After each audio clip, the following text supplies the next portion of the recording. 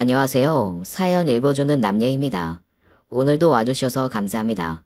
구독과 좋아요 부탁드리며 오늘의 사연 바로 시작하겠습니다. 저 바쁜데 이만 가봐도 되죠? 네. 그래도 식사는 하고 가시면 안 될까요? 여기 예약해 놓은 음식 있어서요. 됐어요. 밥도 기분 좋게 먹어야죠. 먹은 걸로 치고 가겠습니다. 그냥 먼저 가볼게요.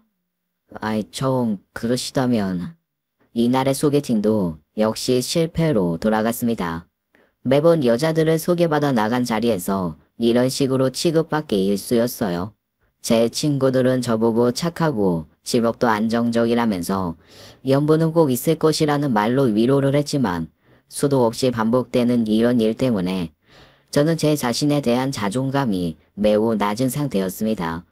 165 정도 되는 키에 안경을 끼고 피부에는 좀처럼 해결이 되지 않는 여드름을 안고 살았으며 머리숱은 또 왜 이렇게 얇고 적었던지 뭐 하나 마음에 드는 구석이라고는 하나도 없었네요. 거기에 나이는 언제 이렇게 먹었는지 이미 40이 넘은 나이에 누가 저를 좋아해 주겠습니까? 한때는 여자들이 좋아하는 외모를 따라가 보려고 무진장 노력도 해보았어요. 인터넷 검색을 하면서 옷, 헤어스타일, 향수 등 돈을 많이 들여가면서 따라했고 일부러 잘 차지도 않는 비싼 시계도 사서 잘 보이게 차고 나갔었죠. 하지만 그래봤자 저 혼자만의 착각이었고 항상 결과는 똑같았습니다. 저희 엄마는 굉장히 쿨하고 솔직하신 성격이신데 이런 저를 보면 농담이 섞인 기분 좋은 말씀을 많이 해주셨죠. 우리 경민이 같은 외모가 나중에는 오히려 더 좋은 거라니까. 이렇게 미리 늙어놓으니까 나중에는 동안이잖아. 허허. 안 그래? 두고 봐. 분명히 네 친구들 다 늙어갈 때 너는 똑같다고. 하나도 안 늙었다는 말 들을 때 얼마나 기분이 좋은지. 엄마, 나중에 다 같이 늙을 때 그냥 늙고 지금은 좀 젊어 보이고 싶어요. 그래야 저도 좀 연애도 하고 그러죠. 이건 뭐 여자는커녕 남자들까지도 저를 안 좋아하니. 어머, 말도 안 돼. 너같이 착하고 성격 좋은 애가 인기가 없다니 말도 안 돼. 집신도 짝이 있다고. 분명히 네 진면목을 알아봐주는 사람이 나타날 거야. 그러니까 용기 잃지 말자고, 응? 엄마의 말에도 저는 전혀 용기가 나지가 않았습니다. 저같이 이런 대우를 받아본 사람들은 다 아실 거예요. 이런 상황에서 긍정적으로 생각하는 것이 얼마나 힘든 것인지 말이죠. 처음에는 이럴 수도 있다고 긍정적으로 생각해 보려고 노력도 했지만 나중에는 소개팅에 나온 여자들이 미워 보이고 화도 나고 그렇더라고요. 자기들도 그렇게 대단한 외모는 아닌데 이런 식으로 사람 외모만 보고 평가하는 것이 짜증이 났으니까 말이죠. 항상 제 상황을 가까이에서 지켜보는 친구들이 저를 위로해 주는 것도 나중에는 지긋지긋해지더니 결국 그로 인해 대판 싸움까지 났습니다. 야 경민아, 그래도 위로를 가져. 아직 머리숱도 좀 남아있고 너 나름 귀여워.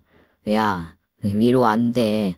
너같이 양다리 걸치는 애들이 내 마음을 알기나 하겠냐? 괜히 아는 척하지 마. 뭐? 너 말이 좀 이상하다. 야, 나는 진심으로 걱정돼서 하는 말이잖아. 진심은 개뿔.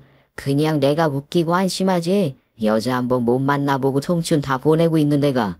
저는 결국 친구의 말에 폭발하고 말았고 그 친구도 몹시 화가 나서 서로의 멱살까지 잡을 정도가 되었어요. 저랑 고등학교 때부터 알고 지냈던 민석이라는 이 친구는 저와는 반대로 꽤 인기가 많았습니다. 그래서 제가 더 화가 났었는지도 몰라요. 이 친구와도 처음부터 친하게 지냈던 것은 아니에요. 저는 교실에서 존재감이 거의 없이 지내고 있었고 이 친구는 항상 주변에 멋진 친구들이 가득했죠. 그런데 이 친구와 친해지는 계기가 있었습니다. 그저 서로 인사만 하고 지냈었다가 성인이 되어 군대에서 제외를 하게 된 것이죠. 제가 이 친구보다 살짝 일찍 입대를 해서 일병일 때 그 친구가 저희 부대에 신병으로 들어왔었거든요. 어리버리하게 아무것도 모르던 이 친구를 제가 얼마나 많이 보살펴 주었는지 모릅니다. 생각해보면 사실 저도 선임들에게 예쁨을 받으려고 이 친구를 가까이에서 챙겨줬던 것 같아요. 이 친구의 여자친구가 굉장히 예쁘다는 얘기를 들었기 때문에 혹시나 저도 소개팅이나 펜팔을 받을 수 있을까 싶은 마음도 컸기도 했습니다. 이렇게라도 해서 솔직히 좀 여자를 만나고 싶었거든요. 저는 정말 군대에서 선임 노릇도 하지 않고 민석이에게 잘해주었습니다. 일부러 밖으로 데리고 가서 담배도 피워주게 했고 PX에 데려가서 맛있는 것도 사주곤 했죠. 이 친구도 처음에는 잔뜩 긴장해 있었다가 제가 이렇게 편안하게 해주니 나중에는 저 없으면 큰일 날 뻔했다며 생명의 은인 같은 존재라고 했어요. 그렇게 그 친구는 제게 마음의 문을 열었고 자신의 여자친구의 친구에게 제게 펜팔을 하라고 했었습니다. 저는 한 여자와 펜팔을 시작하게 되었고 제 얼굴을 모르던 그녀는 정말 친절하게 편지를 해주었어요. 군대를 다녀와 보신 분들은 이 한 통의 편지가 얼마나 큰 힘이 되는지 아실 겁니다. TV에서 여자 아이돌이 춤을 추며 노래하는 모습만 보아도 설레일 정도의 상황이니까 말이죠. 열심히 그녀와 펜팔을 했고 드디어 휴가를 맞이해 그녀를 만날 기회가 생겼습니다. 있는 힘껏 머리를 매만지고 새로 옷도 사입고 그녀를 만나러 갔는데 역시나 저를 본 그녀의 행동은 예전에 몇몇 여자들이 그랬던 것처럼 똑같더군요. 정말 경민 씨 맞아요? 저랑 펜팔 주고받으신 그분 정말 맞는 거예요? 네, 맞아요, 저예요. 그러니까 이렇게 이 앞에 서 있죠. 생각한 거랑 좀 달라서 어색해요. 저도 이렇게 펜팔하다가 만나는 것은 처음이라서 어색하기만 하네요. 어색한 게 아니라, 그게 있잖아요. 솔직히 저는 어느 정도 기대는 했거든요. 제 친구 남친의 민석이가 워낙에 괜찮은 사람이라서 말이죠. 근데 진짜 이건 아니죠. 저를 뭘로 보고. 좀 기분이 안 좋네요. 또 한 번의 큰 충격을 받고 난 후 한동안은 제 친구의 민석이를 괴롭히기도 했어요. 괜히 깨끗한 내무반에 청소하라고 시키기도 했고 쓰레기 분리수거로 투집을 잡기도 했습니다. 제 친구 민석이는 제가 왜 그러는지 너무나도 잘 알고 있었기에 찍소리 한번 하지 않고 제 말을 다 들어주었죠. 민석이는 제가 보기에도 참 호감이 가는 스타일입니다. 180이 넘는 큰 키에 고생 한번 해보지 않았을 것 같은 곱고 흰 피부, 그리고 유머러스한 말투까지 겸비해서 학창 시절부터 친구들이 많이 따랐었죠.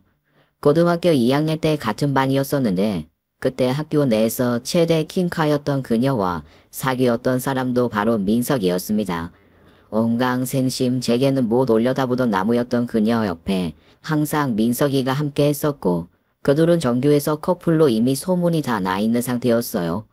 그 당시에 퀸카였던 민석의 여자친구는 긴 생머리에 오똑한 코, 크고 검은 눈동자를 갖고 있었으며 살짝 웃는 미소는 손사가 따로 없을 정도로 아름다웠죠. 저는 그런 그녀를 참 많이도 좋아했었습니다.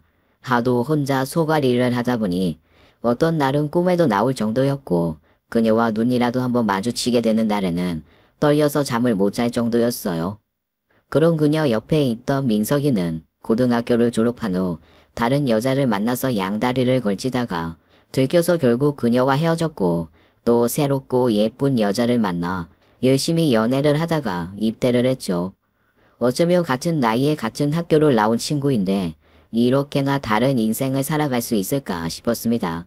저는 단 한 번도 연애를 해보지 못한 입장에서 민석이는 항상 선망의 대상이 될 수밖에 없었어요.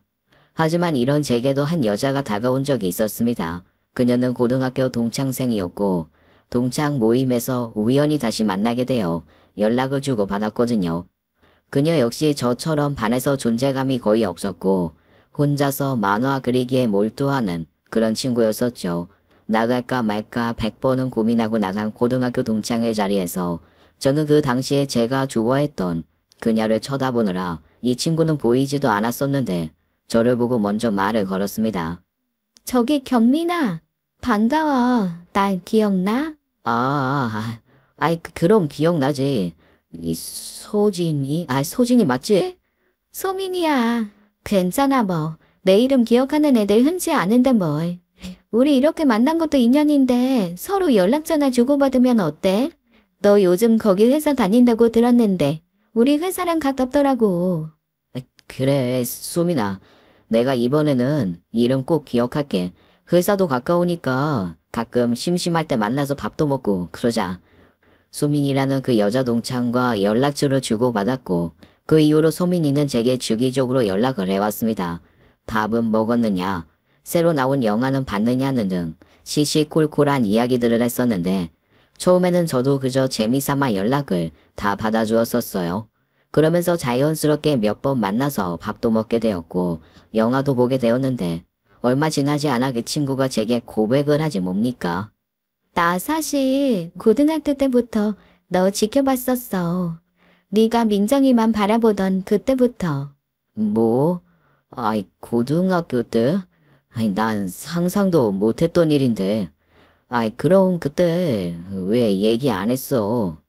무슨 말을 해. 네가 수업 시간이든 쉬는 시간이든 우리 학교 킹크 민정이만 넋놓고 쳐다보고 있었는데. 그랬구나. 아이, 몰랐네. 저기 말이야. 나는 지금 이렇게 친구처럼 편하게 지내는 게 너무 좋거든. 왜? 왜 나는 안 되는데? 너 그때도 지금도 여자친구 없잖아. 나는 네가 이성적으로 가까워질 수 있다고 생각하는데 난 아니야? 그런 거야? 소민의 고백은 저를 참 당황하게 만들었습니다. 단지 저는 그저 동창생으로서 심심할 때마다 연락하고 밥 먹고 했었던 것뿐인데 저를 고등학교 때부터 지켜봤다고 하니 조금 부담스럽더라고요. 이런 저를 좋아해주는 사람이 있다는 사실 자체는 너무 감사한 일이지만 그래도 제가 마음이 어느 정도는 있는 사람하고 만나야 되지 않겠습니까? 제가 당황해서 아무 말도 하지 못하자 소민이는 이어서 그 퀸카인 민정이 이야기를 덧붙였습니다. 너 민정이 같은 애 좋아하지 마. 퀸카? 참나. 이 남자 저 남자 붙어서 양다리 걸치고 대학교 가서는 돈 많은 남자들 골라서 만나고 다니다가 한 번 된통 당한 적도 있다니까. 그런 속물이 뭐가 좋다고 그래? 너 혹시 아직도 걔 좋아해? 그때 동창회에서도 걔만 쳐다보고 있던데. 정말 그런 거야? 아니야, 아니라고. 아니, 누가 걔를 좋아했다고 그래. 그냥 뭐 퀸카라고 소문날 정도로 예쁘고 그러니까 쳐다본 것뿐이라고. 아이, 절대 아니야. 저도 모르게 소민이에게 소리를 버럭 지른 후 먼저 자리를 떠나버리고 말았어요. 이런 행동은 상대방에게 엄청나게 자존심을 상하게 한다는 것을 알면서도 그대로 해버렸습니다. 그 후로 한참 동안 소민이와도 연락이 끊겼고 저는 홀로 열심히 회사에만 집중하고 있었어요. 하루하루 정해진 시간에 정해진 일을 하며 마치 다람쥐 쳇바퀴를 도는 것처럼 살아가고 있었죠. 그런데 정말 놀랄 만한 일이 벌어졌습니다.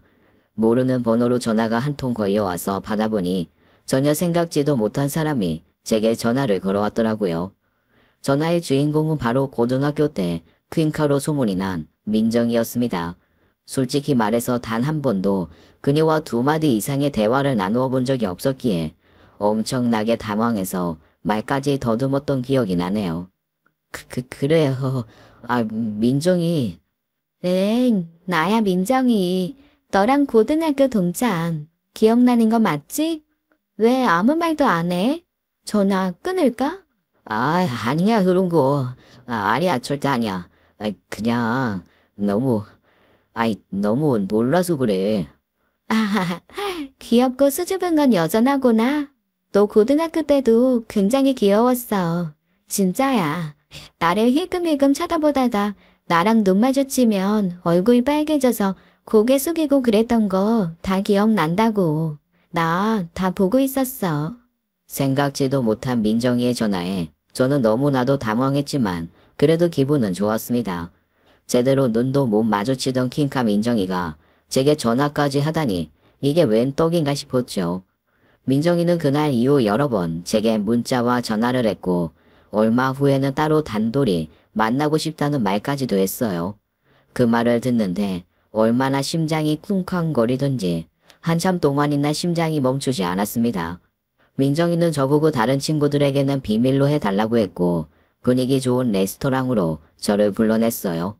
집에 있는 옷 가운데 가장 멋진 옷으로 골라 입느라 대여섯 번을 갈아입은 것 같습니다.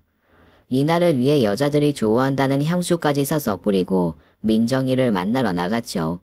여전히 너무도 아름다운 민정이의 모습에 저는 또 한 번 감탄하며 그녀 앞에 앉았어요. 무슨 말을 해야 할지도 모르겠고 너무 꿈 같은 순간이라 그저 시간이 천천히 가기만을 바라고 또 말했습니다.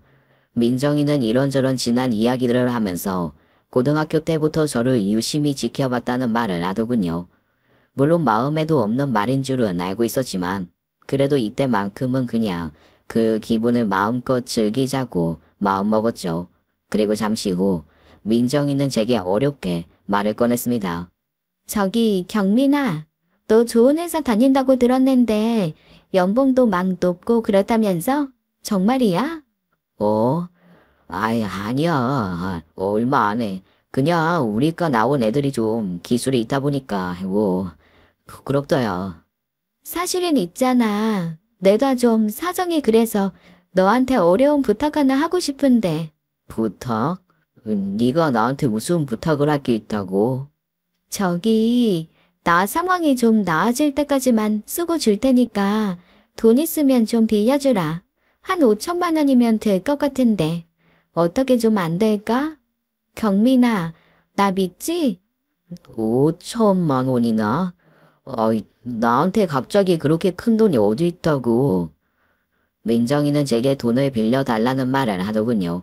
순간 제 머릿속에는 5만 가지 생각이 다 들었는데 그 중에 하나는 지금 바로 당장 집으로 돌아가라는 것이었죠. 저를 돈을 빌리는 수단 정도로 생각하고 연락을 했다는 것을 뻔히 눈치챘음에도 불구하고 저는 그 자리에서 일어나지 못했습니다. 그리고 잠시 후 집으로 돌아가려는 길에 민정이가 제 팔에 살짝 낀 팔짱에 제 얼굴은 벌겋게 달아올랐고 집으로 돌아와 몇 년간 모은 적금 통장을 찾아보았습니다. 그렇게 바보같이 저는 그녀에게 5천만 원을 빌려주었습니다. 지금 생각하면 민정이라는 친구는 진짜 나쁜 여자인데 그 나쁜 여자에게 홀린 제가 바보지 뭐예요. 며칠 후 그녀의 계좌로 돈을 보내주었고 그날 이후 점점 그녀와는 연락이 끊겼습니다.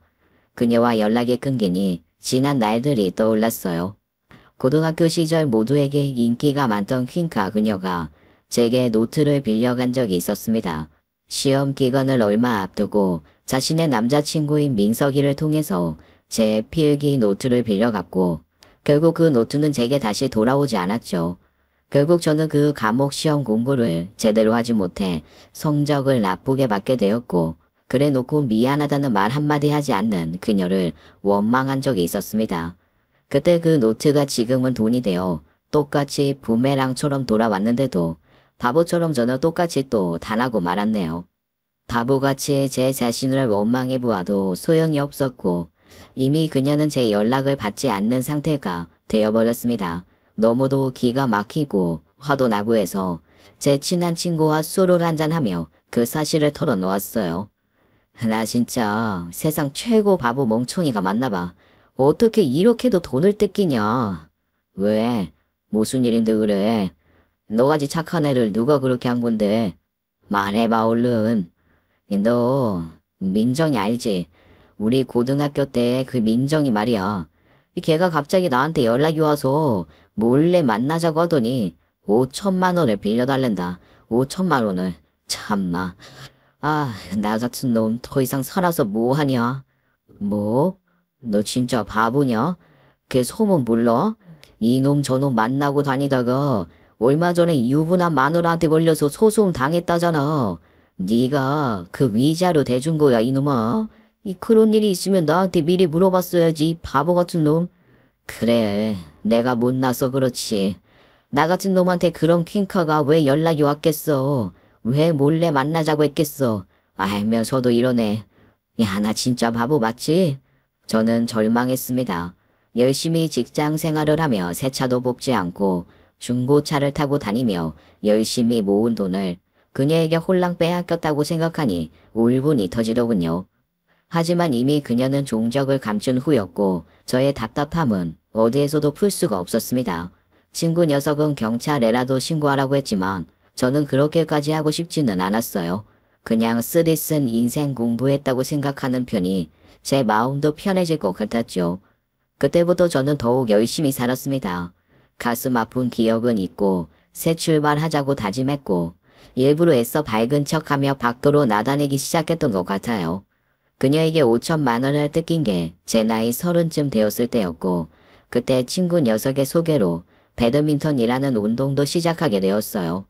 볼 것 없는 제 외모에 배까지 나오게 되니 진짜 봐주기가 힘들다고 엄마는 우스갯소리로 말씀하셨고 그것에 어떻게 보면 제게 큰 힘이 된 것 같기도 합니다. 몇 년은 배드민턴이라는 운동에 푹 빠져 지냈어요. 그곳에서 여러 사람들과 어울려 지내면서 사회성도 많이 배웠고 운동으로 인해 땀을 흘리며 팀워크라는 것도 느낄 수가 있었죠. 그러다 이곳에서 어떤 여자를 만나게 됩니다. 제 생애 최초의 여자였는데 성격도 괄괄하고 리더십도 있는 그런 여자였어요. 저보다 운동도 잘하고 웃음도 많아서 모든 사람들하고 친하게 지내는 사람이었는데 그 사람이 제게 관심이 있다고 적극적으로 말을 거는 겁니다. 경민 씨, 여자친구 없죠? 내가 들어보니까 나이도 나보다 3살 어린 것 같은데 연상 어때요? 나 어때요? 내가 경민 씨 여자친구 해주고 싶은데. 네? 이 여자친구요? 수진 씨 같이 인기 많으신 분이 왜 저 같은 놈을... 하하하, 우리 경민 씨 진짜 너무 순수하고 귀엽다. 난 경민 씨 같이 순수한 남자가 좋아요. 오늘부터 우리 1일 하자. 우리 사귀는 거다. 터프하게 다가오는 그 여자가 저도 너무 좋았습니다. 제 인생에 언제 또 연애를 해보겠어요. 이 여자를 놓치면 또다시 연애라는 것도 해보지 못할 것 같아 저는 그녀의 손을 꼭 잡기로 마음먹었습니다. 그 후로 저희는 정말 행복했어요. 그녀는 운동하는 곳에 연애하는 것은 비밀로 하자고 해서 철저히 비밀 연애를 하며 매일매일이 스릴 넘쳤죠. 운동을 하며 힐끔힐끔 쳐다보는 그녀가 너무도 섹시하고 좋아서 미칠 것 같기도 했습니다. 그녀를 만나면 저는 얼굴에 웃음도 많아졌고 매사에 목소리도 커졌던 것 같아요. 엄마도 제 모습을 보며 여자가 생겼다는 것에 눈치를 채셨고 저는 결혼까지 생각하고 있다고 말을 했습니다. 엄마는 그녀를 몹시도 보고 싶어 하셨고 저는 그녀에게 얼마 후 집에 인사를 드리러 가자는 말을 꺼냈죠. 하지만 왠지 그녀는 머뭇거리는 듯 했어요. 평소 모습대로라면 한치의 망설임도 없이 행동할 것 같은데 뭔가 이상하다는 느낌을 받긴 했습니다. 저기, 우리 인사는 나중에 드리자. 지금은 너무 섣부른 것 같아. 우리 만난 지 얼마 되지도 않았잖아. 자기, 나랑 결혼한다고 했잖아. 자기 나이도 있고 우리 애도 낳아야 되는데 뭘 망설여. 자기 이런 성격 아니잖아. 왜 이래 갑자기. 그새 마음이 변한 거야? 아니야, 그게 아니라. 아무튼 좀 나중에 만나자, 응? 그리고 나 당분간 운동 못 나갈 수도 있어. 집에 사정이 좀 있어서. 왜? 집에 무슨 사정? 부모님 어디 편찮으셔? 아니야, 그런 거. 그냥 당분간만 좀 시간을 줘. 난 그냥 좀. 그녀는 말끝을 흐리며 제대로 대답을 하지 않고 그 후로 며칠간 운동을 하러 나오지도 않았습니다. 연락도 잘 되지 않던 그녀에게 몇 번이나 전화를 걸었었는데 며칠 후 어떤 남자가 제 이름을 막 부르며 배드민턴장 안으로 들어오더군요. 제가 누구냐고 묻자마자 그 남자는 제 멱살을 잡고 주먹으로 얼굴을 세게 쳤으며 저보고 나쁜 놈이라고 욕을 했습니다. 사람들이 다 달려와서 그 남자를 말려보았지만 계속해서 흥분을 하던 그 남자는 제게 계속 발기의지를 하고 소송을 건다는 말까지 하더군요. 영문도 모른 채 모르는 남자에게 폭행을 당한 저를 보고 주변 사람들이 경찰을 불러주었고 결국 잠시 후 경찰이 도착해 상황이 진정되는 듯 했습니다. 그런데 그때 아주 끔찍한 사실이 드러나게 되었어요. 제가 만나던 그 여자가 바로 이 남자의 아내라는 충격적인 사실을 알게 된 것이죠. 배드민턴장 안에 다른 누구도 그 여자가 유부녀였다는 사실을 모르고 있었고 저 역시도 전혀 상상도 하지 못했습니다. 헌데 그녀는 이 남자와 결혼한 지 5년이나 되었고 결혼 사실을 숨기고 여기저기 남자들을 만나러 다니다가 모든 사실이 발각되었다고 했어요. 졸지에 저는 유부녀와 만나는 간통남이 될 뻔했고 너무도 끔찍한 상황에 쥐구멍이라도 숨고 싶어졌습니다. 얼마나 황당한지 말도 제대로 나오지 않더군요. 사람들이 웅성거리는데 저는 억울함과 비참함 때문에 눈물까지 글썽이게 되었고 결국 그곳에서 박차고 밖으로 나와버렸습니다. 이때 저는 인생에서 가장 힘든 시간을 맞이했던 것 같아요. 왜 자꾸 제게는 이런 일만 생기나 싶었고 친구들은 결혼해서 다들 잘 살고 있는데 제게만 온갖 불행이 다 찾아오나 싶었습니다.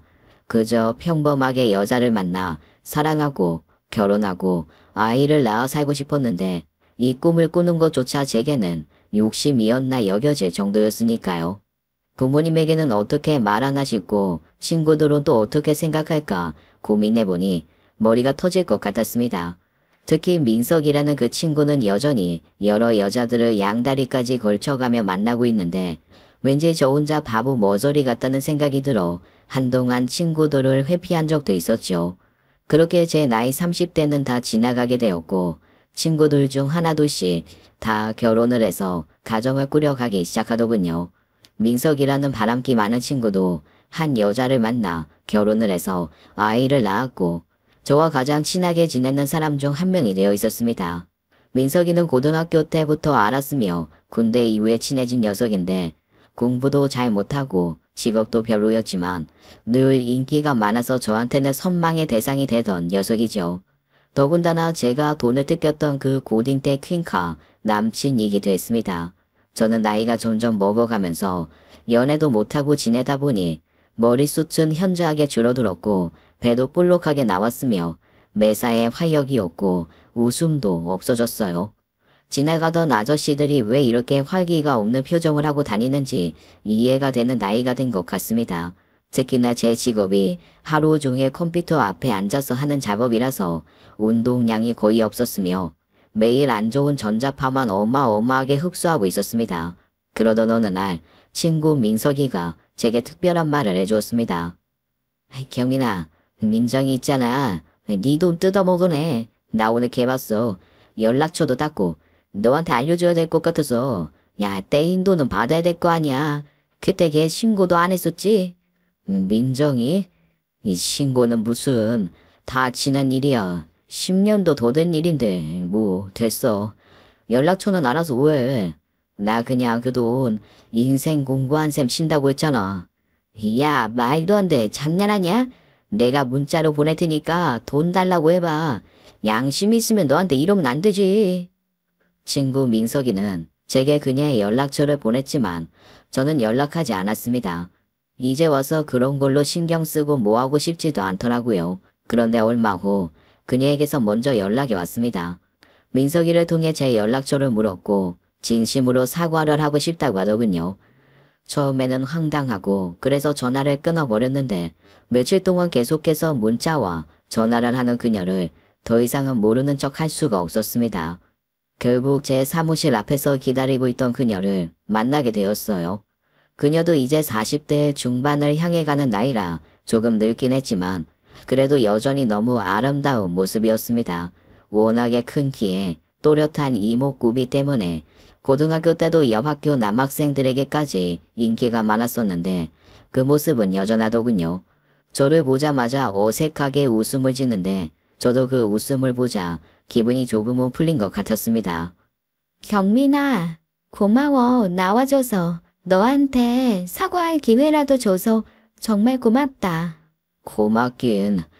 나 퇴근하는 길이었는데 뭐. 배 안 고파? 난 오늘 한 끼도 못 먹었어. 일하느라. 나랑 같이 저녁 먹어주라. 먹으면서 이런저런 얘기 좀 하자. 내가 너한테 그러려고 했던 건 아닌데 그때 일단 밥이나 먹으러 가자. 가서 얘기해. 한 끼도 못 먹었다는 그녀를 데리고 회사 맛있는 삼겹살 집에 갔고 그곳에서 소주를 한 잔씩 하며 지난 얘기들을 꺼내기 시작했습니다. 그녀는 제 친구의 말대로 유부남을 만나게 되어서 위자료를 내게 되었고 그때 엄마까지 편찮으시는 바람에 병원비며 간병인 비용까지 목돈이 들어갔다고 해요. 엄마가 수술까지 잘 안 돼서 제게 연락할 정신도 없었고 병간호도 직접 하며 24시간 하는 식당에 가서 일을 했다고 했죠. 그런저런 상황을 이야기하며 눈물까지 흘리는 그녀를 보니 저도 왠지 마음이 아프더라고요. 정말 미안해 경민아. 나 정말 못된 년이야. 그치? 내가 네 돈은 앞으로 조금이라도 들어서 갚을 거야. 꼭. 그러니까 나한테 기회를 줘. 어? 울지 마. 여기 휴지. 그래서 어머니는 좀 어떠신데? 다 나으신 거야? 어? 아니, 지금도 요양원에 계시는데 많이 안 좋으셔. 치매까지 와서 이제는 딸 얼굴도 제대로 못 알아보고 다 내가 뿌린 대로 거둔 거지 뭐. 내가 너한테 그런 죄를 지었으니까. 나 아니야. 그만해. 네 사 좀 들어보니 진짜 안 됐다. 식당 일까지 하면서 얼마나 힘들었냐. 손도 많이 거칠어졌네. 아야, 사람 사는 게 진짜 보통 일이 아닌가 봐. 지난 일은 다 잊고 새 출발해. 나 어차피 너한테 그 돈 받을 생각 없었어. 어쩌면 그때부터 나도 열심히 살고 더 열심히 돈도 모았던 것 같아. 아니야. 그래도 이건 아니지. 정말 나 꼭 갚을게. 다달이 50만 원씩이라도 적금 들어서 갚을 수 있을 거야. 눈물을 흘리며 진심으로 사과하는 민정이에게 저는 더 이상 무슨 말을 할 수가 없었습니다. 그리고 지난날의 미움과 후회보다는 그저 고생을 하는 민정이가 안타깝게 느껴지기도 했어요. 둘이 소주 3병을 나누어 마시고 얼큰하게 술 기운이 달아올랐을 때 민정이와 공원 벤치에 앉았습니다. 그곳에서 이런저런 이야기들을 하고 있었는데 그녀가 제 어깨에 슬쩍 기대더군요. 자신은 정말 많이 힘들었다고 하면서 그동안 많은 남자들이 자신의 외모만 보고 다가왔다고 한숨을 쉬었죠. 나 정말 많이 외롭고 힘들었어. 남자들은 하나같이 내 외모만 보고 접근하고 내 마음을 봐주는 사람은 하나도 없던 것 같아. 난 그냥 장난감이었을 뿐인가 봐. 경민이 너는 아니지? 너는 나 그래서 좋아한 거 아니잖아. 나? 내가 뭐 그럴 주제라도 되나? 너는 언감생심, 꿈에도 못 꿀 나무였는데 너는 항상 주변에 사람들이 많았고 남자들은 너한테 잘 보이려고 멋있는 척하고 선물 갖다 바치고 뭐 난리도 아니었지. 우리 학교 퀸카 박민정. 민정이와 저는 그렇게 좋은 분위기를 만들어갔어요. 제 어깨에 기댄 민정이는 위풍당당하고 새침했던 예전 모습과는 많이 달라져 있는 것 같았습니다. 그날 이후 저와 민정이는 아주 자주 연락을 하게 되었죠. 하루에도 몇 번씩 문자를 주고받았고 평일에도 배가 고프다며 함께 밥을 먹는 일도 잦아졌어요. 이 사실을 알게 된 제 친구 민석이는 저보고 또 바보 같은 짓 한다며 빨리 그때 그 빌린 돈이나 갚고 개인적인 관계는 하지 말라고 했습니다. 그래봐야 저만 상처 받는다고요. 하지만 저는 그렇게 생각하지 않았죠. 세월의 흐름에 따라 민정이 역시 늙어가고 있었고 그동안 누구에게도 말 못한 일들로 인해 많이 힘든 나날을 보낸 것 같았거든요.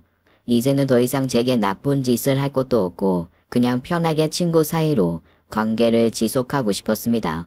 친구의 말을 무시한 채 저는 계속해서 그녀와 가깝게 지냈어요.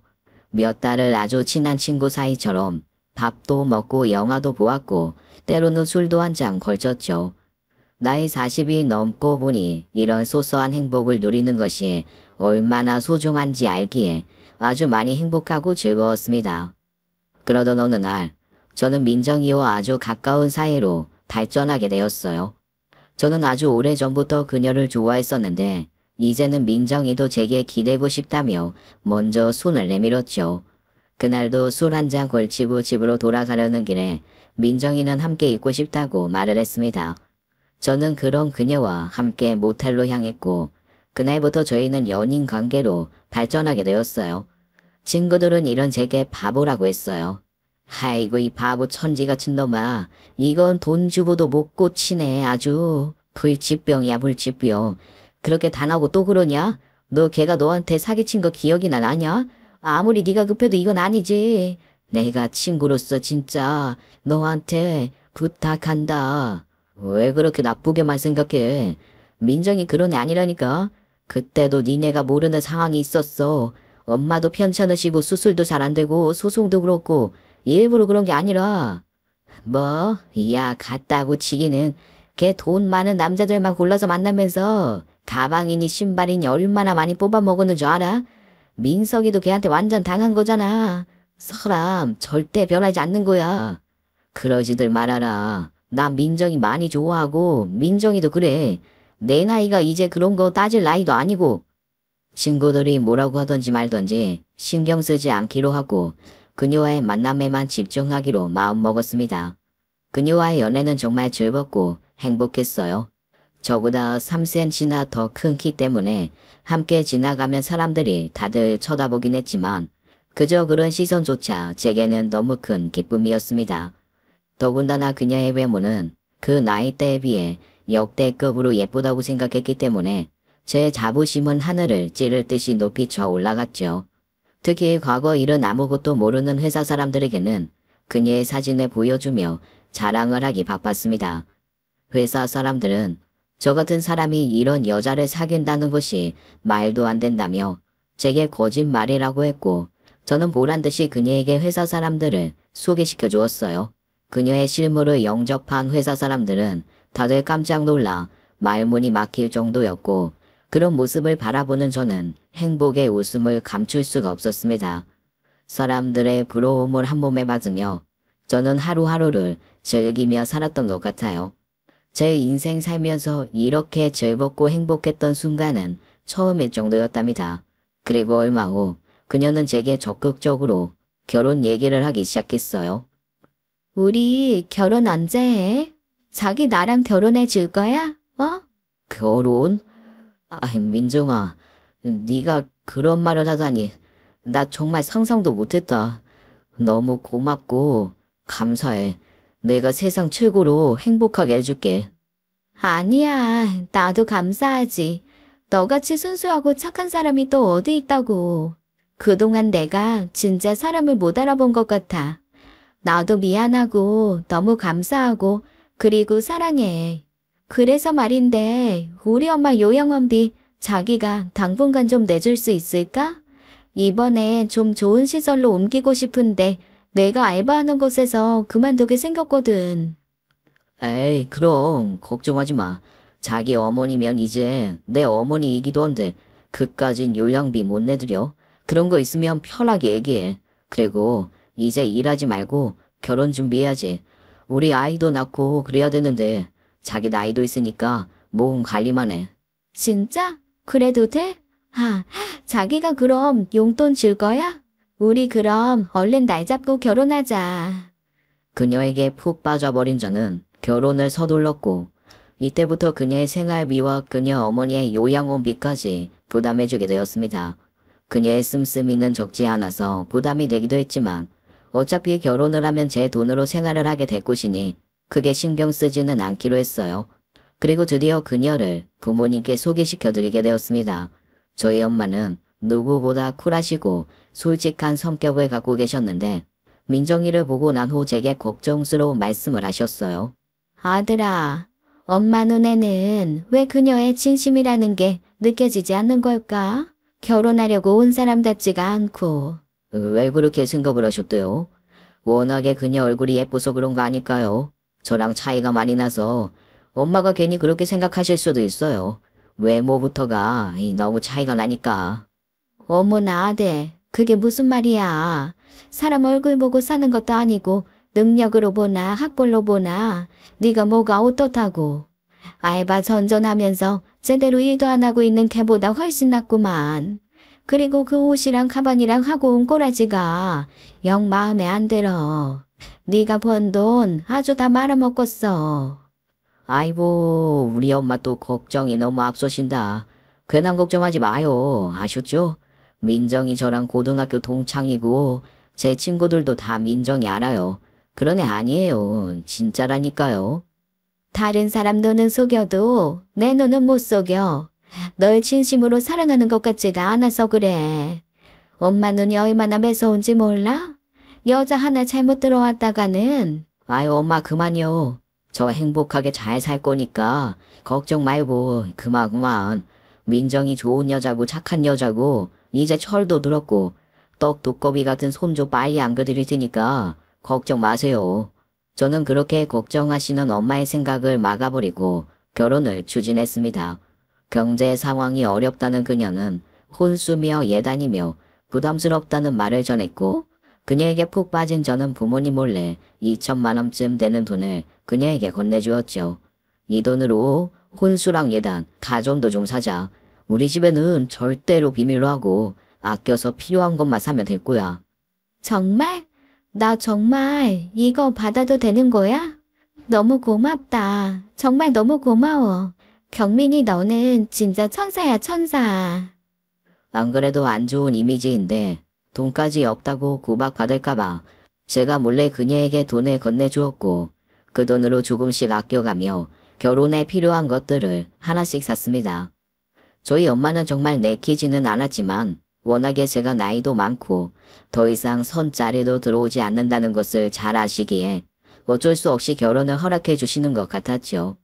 이때만 해도 진짜 저는 평범한 가정을 꾸리고 행복하게 살 수 있을 것이라 생각했습니다. 단 한순간도 의심한 적이 없었어요. 결혼식 날짜가 다가오며 그녀를 위해 멋진 프로포즈도 했고 친구들 모두가 부러워하기도 했죠. 그녀에게 어울리는 화려한 반지를 사서 손에 끼워줄 때는 저도 모르게 감동의 눈물까지 흘렸습니다. 그동안 고등학교 시절부터 그녀와 있었던 여러 가지 일들이 파노라마처럼 스쳐 지나갔고 하나하나 추억처럼 되새기며 하루를 감사하게 생각하고 있었어요. 그렇게 결혼식을 며칠 앞둔 어느 날 제 친구 민석이한테서 전화가 왔습니다. 제 아내가 될 민정이가 얼마 전 민석이에게 술을 마시고 전화를 걸어 이 얘기 저 얘기하며 횡설수설했다는 것인데요. 결론적으로는 자기는 나쁜 년이고 이렇게 하지 않으면 자신도 살 수 없다는 이야기를 했다고 합니다. 무슨 말인지 잘 이해가 되지 않았던 저는 꼬치꼬치 상황에 대해 캐물었는데 자신도 자세히는 모르겠지만 아무튼 민정이가 이번에도 또 무슨 꿍꿍이가 있는 것 같다며 결혼 전에 최대한 잘 살펴보라고 했어요. 그 말을 들으니 저도 얼마 전 민정이의 큰 가방 안에 들어있던 약봉지를 발견했던 것이 기억이 났습니다. 몇 개월치에 해당할 만큼 많은 양의 약이었는데 민정이의 가방을 들어주다가 우연히 발견하게 되었거든요. 그때 제가 더 자세히 물어봤어야 하는 건데 그냥 대충 넘어간 것이 마음에 걸려 다시 민정이에게 물어봤습니다. 민정아, 너 뭐 나한테 숨기는 거 있어? 이제 우리 서로에 대해 숨길 거 없는 사이잖아. 그치? 맞지? 그럼 숨기는 게 뭐가 있겠어. 전혀 없어. 하나도. 그렇지. 그래. 그럼 그때 가방 안에 있던 많은 약들은 뭐였는지 얘기해 줄 수 있어? 아, 그거 우리 아빠 거야. 아빠가 저기 지방에 왔다 갔다 하시느라 내가 대신 받아놓은 것뿐이야. 아, 그랬구나. 그래. 난 또 얼마 전에 네가 민석이랑 통화를 했다고 해서 무슨 소리인가 했어. 미안해. 내가 괜히. 민정이는 약간 당황하는 눈빛이 보였지만 더 이상 말을 하지는 않았습니다. 저도 더 이상 그녀를 의심하고 싶지는 않아 물어보지 않았고요. 민정이의 아빠는 예전에 이혼을 하시고 지방에 따로 떨어져 별로 왕래가 없다고 들었던 기억이 있고 저도 딱 한 번 인사드린 것이 전부라는 것을 알고는 있었지만 그녀의 말을 믿고 싶었던 것 같습니다. 그렇게 2달여의 시간이 흘러 드디어 결혼식 당일이 다가왔고 웨딩드레스를 입은 민정이의 모습은 세상에서 가장 예쁜 천사였어요. 사람들 모두 신부가 나이답지 않게 너무 어려 보이고 예쁘다며 옷을 잃은 선녀 같다고 말했고 저는 그녀의 눈부심에 또 한 번 감동을 느꼈습니다. 결혼식이라는 건 정말 정신이 하나도 없는 것 같아요. 아침 일찍 메이크업을 하고 왔다 갔다 하면서 어떻게 시간이 지나갔는지도 몰랐을 정도였죠. 그녀의 핸드폰으로 저와 그녀는 메이크업을 할 때부터 여러 장의 사진을 찍었고 웨딩드레스로 갈아입느라 그녀의 핸드폰은 제 주머니 속에 넣어두게 되었습니다. 메이크업이 다 끝나고 예식장에 도착을 해서 이런저런 준비를 하던 와중에 주머니 속에 있던 그녀의 전화벨이 울리는 바람에 저도 모르게 핸드폰을 꺼내어 확인하게 되었어요. 그녀는 아무렇지 않게 제게 핸드폰 비번을 알려주었고 저는 그 안에서 생각지도 못한 문자를 발견하게 되었습니다. 그녀의 친구가 보낸 문자였는데 내용에는 그녀의 병명에 관한 내용이 언급되어 있었고 저와의 결혼은 절대로 하면 안 된다고 쓰여있더군요. 그녀와 그녀 친구가 주고받았던 문자 내용은 대충 이어했습니다. 네가 아무리 세상 못된 년이라지만 에이즈 걸려놓고 어떻게 말도 안 하고 결혼을 하냐? 네 남편 고등학교 동창이라며. 너한테 5천만 원 뜯긴 애라며. 걔한테 이제는 에이즈까지 옮기려고 작정한 거야. 어떻게 사람의 탈을 쓰고 이딴 짓을 할 수가 있어. 에이즈가 뭐 다 옮는다고 누가 그래? 나중에 때 되면 다 말할 거고 너만 입 닥치고 있으면 조용할 일이야. 그리고 당장 내가 돈 벌기도 힘든 상황에 우리 엄마 요양원비부터 생활비는 누가 줄 건데? 네가 줄 거야? 그러니까 남의 일에 참견 말고 너는 네 인생이나 살아. 입 닥치고. 너 끝까지 결혼하면 내가 네 남편한테 말할 거니까 그런 줄 알아. 내가 결혼식 때 가서 말할 거야. 에이즈라니요. 단 한 번도 생각해 보지도 못한 병명에 저는 사시나무 떨듯이 벌벌벌 떨렸습니다. 그동안 수많은 밤을 그녀와 함께 보냈는데 어쩌면 이미 제 몸속에도 그 병이 퍼져 있을지도 모르겠더라고요. 설마 아니 핸드폰 속의 내용이 진실이 아니기를 바라며 다른 문자도 찾아보니 주기적으로 약을 받아가고 했던 기록들이 남아 있었습니다. 하늘이 노랗게 보이고 다리가 풀려 저는 그 자리에서 그만 주저앉아 버렸고 온몸을 떨며 그녀가 있는 신부 대기실로 향했어요. 아무것도 모르는 그녀는 제 얼굴을 보며 살며시 미소를 지어 보였는데 그 순간 그녀의 얼굴이 꼭 뱀의 얼굴처럼 보이기까지 했습니다. 저는 그녀 앞에 핸드폰을 던져버리며 말했어요. 너 나한테 뭐 할 말 없어? 할 말 없냐고. 어머나, 자기야 왜 그래? 무슨 일 있었어? 도대체 왜 그래? 무슨 일이야? 어디 아픈 거야? 됐고 빨리 말해. 지금 당장 말 안 하면 내 손에 죽을 줄 알아. 너 또다시 나를 능멸했어. 나 이번에 절대로 너 용서 못해. 도대체 무슨 소리냐고. 왜 그래? 정신 차려 자기야. 결국 저는 그녀에게 사실을 폭로해버렸습니다. 그리고 신부 대기실에 있던 사진작가와 몇몇의 친구들은 그 얘기를 듣고 말았죠. 헤이즈라며 네가 감히 이걸 속이고 나랑 결혼을 해? 나를 좋아하긴 한 거냐? 또 돈 없어서 만만한 나 고른 거야? 너 같은 애한테 평생 나만 이용만 당하는구나. 아니 자기야. 아니야 절대 아니야. 그게 있잖아. 내 말 좀 들어봐. 저는 더 이상 그녀의 말에 귀를 기울이지 않았습니다. 그리고 그 자리에서 박차고 예식장을 빠져나갔고 부모님께도 당장 예식장에서 나오라고 말씀을 드렸죠. 깜짝 놀란 부모님과 많은 친지, 친구들은 제게 전화를 걸고 난리도 아니었지만 저는 그 누구의 전화도 받지 않았고 일단 부모님께 먼저 모든 상황을 말씀드렸어요. 그리고 혹시나 모를 위험성에 대해서 인지시켜 드렸으며 저는 에이즈 검사를 가장 빨리 받을 수 있는 곳을 찾았고 이후로 보건소에서 검사가 가능하다는 것을 알게 되었습니다. 이 검사를 알아보면서도 어찌나 기가 막히고 황당하던지 생각만 해도 소름이 쫙쫙 끼칠 정도였죠. 저희 엄마는 이 말씀을 듣고 거의 실신하실 정도였습니다. 어이구야 이게 진짜 사실이니? 진짜야? 엄마 죄송해요. 아이 진짜 죄송합니다. 저도 오늘 방금 알았어요. 정말 저도 이럴 줄은. 내가 진짜 체면에 못 살지. 어떻게 이런 일이 생길 수가 있단 말이냐. 내가 살다 이런 일은 처음이다. 내가 이러고 있을 게 아니야. 이런 고얀 년이 어디서 남의 아들을 함부로 내가 가만 안 둬. 엄마 그러지 마요. 그냥 더러우니까 그냥 가까이에도 하지 마세요. 우리 집을 바보로 알아도 유분 쓰지. 그럼 그냥 너를 아예 호구로 알고 네가 병에 옮든 말든 돈이나 뽑아먹고 살겠다는 거 아니냐. 난 정말 이대로는 못 넘어간다 이대로는. 엄마는 그 자리에서 바로 차를 끌고 다시 예식장으로 가버리셨고 아직 미처 정리하지 못하고 그곳에 남아있던 민정이 머리채를 잡고 흔드셨다고 하셨어요. 제 친구들 말로는 부케를 바닥에 집어던지고 마구 짓밟아 흔드셨고 그녀의 머리카락은 한 움큼쯤 빠졌다고 했습니다.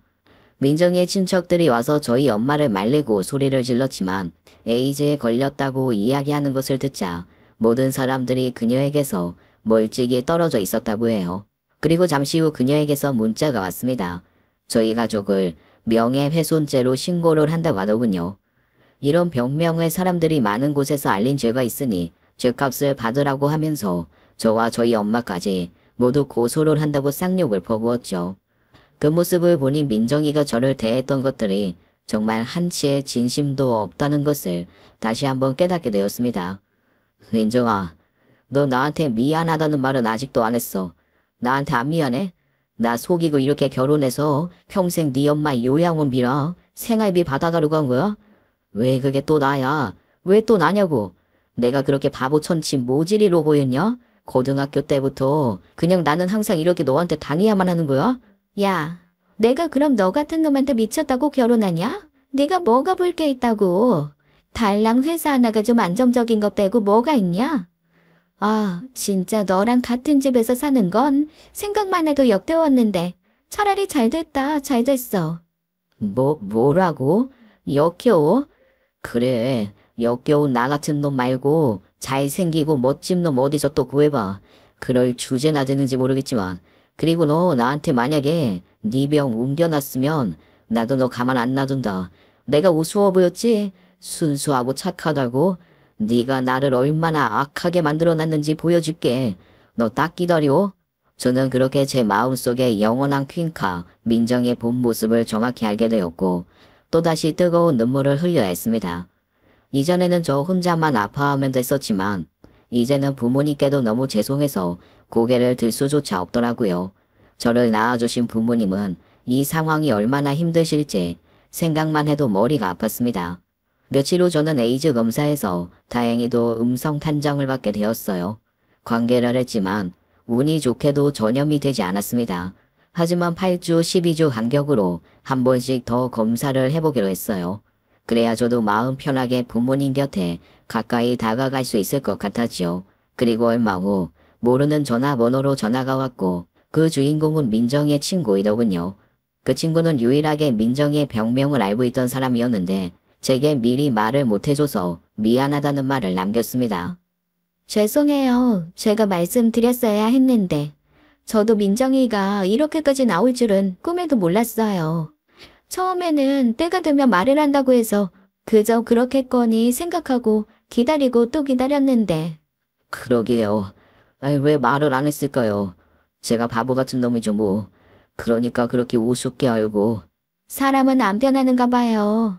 예전에 민정이가 양다리 걸치던 남자를 만난 적이 있었는데 그 남자가 아마 민정이한테 병을 옮겨나 보더라고요. 그래서 민정이도 그때부터 민정이가 만나려고 하던 남자들 제가 몇 번이나 말렸었거든요. 경민 씨한테는 말 못해서 진짜 미안해요. 정말이에요. 민정이의 친구는 저도 딱 한 번 얼굴을 본 적이 있었습니다. 민정이와는 좀 다른 분위기에 착하고 좋은 여자인 것 같았죠. 결혼식이 파토가 나고 신혼여행이며 신혼집이며 모든 것이 다 손해를 보고 해지를 해야 했습니다. 민정이의 돈은 1원 한 푼 안 들어갔었으니 또 제 돈에서 마이너스가 상당했죠. 몇 달간의 심신이 너무 힘들어서 집 밖으로 잘 나가지도 않고 폐인처럼 지냈던 것 같아요. 제 방에 들어박혀 혼자 소주를 마시고 너무 힘들어서 울기도 했었습니다.